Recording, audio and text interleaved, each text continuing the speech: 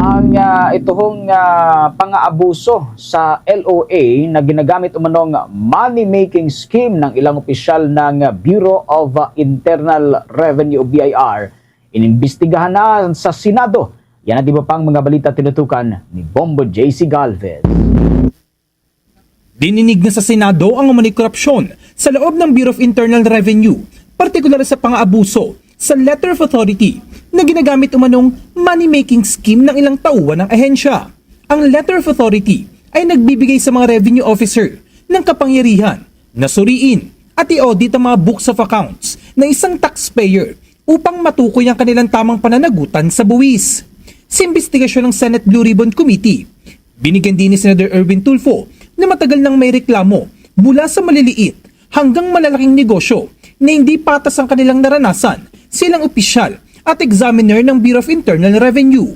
Anya, sa halip na makaranas ng maayos at makatarungang tax assessment, marami ang umani pinilit, tinakot o hininga ng hindi makatwirang pag-areglo kapalit ng pag-atras sa tax investigation. Maging mga international companies, ayon kay Tulfo, ay nagpahig ng pangamba tungkol sa umani pang-aabuso base sa mga hinaing na ipinaabot sa Foreign Chambers of Commerce at maging sa ilang ambassador. Tinukoy ng senador na habang layo ng Letter of Authority at mission orders na tiyakin ang tamang pagbabayad ng buwis, hindi ito dapat nagagamit bilang instrumento ng korupsyon.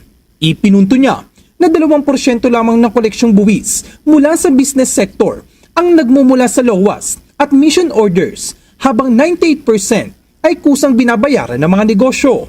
Ayon kay Tulfo, may mga aligasyon na malaking bahagi ng nakokolekta mula sa Letter of Authorities ay hindi napupunta sa gobyerno. Sa ilang ulat, 25% lamang umanong nairirimit ng may resibo, habang 75% ay napupunta sa bulsa ng ilang examiners, revenue district officers at regional directors. The purpose of the Letter of Authority and Mission Order is to ensure that taxes owed to the government are collected properly, transparently, and lawfully. Hindi ito dapat gamitin bilang sandata ng pananakot o instrumento ng korupsyon. Unfortunately, only 2% of the total tax collected by the BIR from the business sector came from LOAS or mission orders.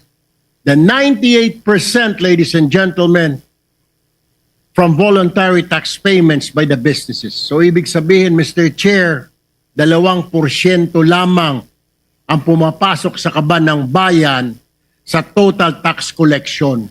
Yung the rest, 98% voluntary. So where did the rest of the collection go from these instruments? E di po sa bulsa ng mga examiner, RDOs at regional directors. Kinumpirma naman ni Acting Finance Secretary Frederick Go na naglalaro sa 2 hanggang 2.6% ang annual share ng LOA-generated collections. Roughly, it's between 2 to 2+%. Of course, it varies from year to year.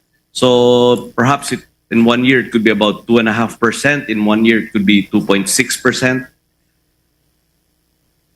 And yes, Mr. Chair, that is correct, that roughly 98% of the collections are voluntary. Dahil dito, iginit ni Tulfo na dapat tiyaking hindi naabuso ang LOA at mission order system at may sapat na safeguards para hindi magamit sa panggigipit sa mga negosyante. Samantala, tinuligsa rin ni Tulfo ang ahensya dahil pati sa maliliit na negosyo ay nakararanas umano ng panggigipit at paulit-ulit na pag-audit ng Bureau of Internal Revenue sa pamagitan ng Letter of Authority. Ngunit paliwanag ng ahensya, walang legal na limitasyon kung sinong maaaring i-audit, ngunit kailangan ng prioritization. Nilino ni Bureau of Internal Revenue Commissioner Charlito Mendoza, wala umanong legal na limitasyon kung anong uri ng taxpayer ang maaaring isailalim sa audit. Gayunpaman, aminado ang commissioner na kailangan ng malinaw na prioritization lalo't limitadong bilang ng Bureau of Internal Revenue examiners. Pinag-aaralan na rin daw nila ang panuntunang mag-oobliga sa regional directors na humingi muna ng clearance mula sa deputy commissioners o mismong commissioner bago maglabas ng letter of authority. Ano ho ang way forward natin dito? Kasi pati po mga small businesses, family-owned eatery, restaurant, family-owned na mga grocery store, pinatos pa rin po. I thought LOAs are only for major corporations, medium enterprises. Technically ho, legally, wala naman hong limitation as to which type of taxpayers can be subjected to audit.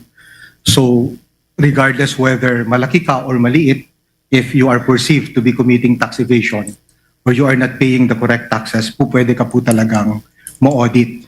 But of course, there has to be prioritization in the conduct of audits, especially considering that we have limited manpower.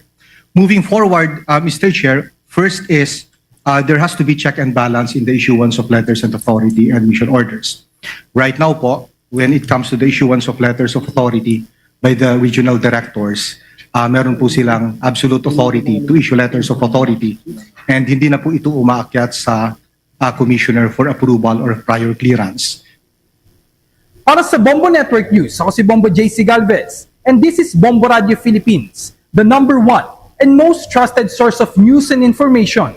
Basta Radio, Bombo! For the most trusted source of news and information, visit our website at www.bomboradio.com. Follow us on Bombo Radio mobile app, Facebook, YouTube, TikTok, and X, formerly Twitter. Like, share, and stay connected. Anytime, anywhere.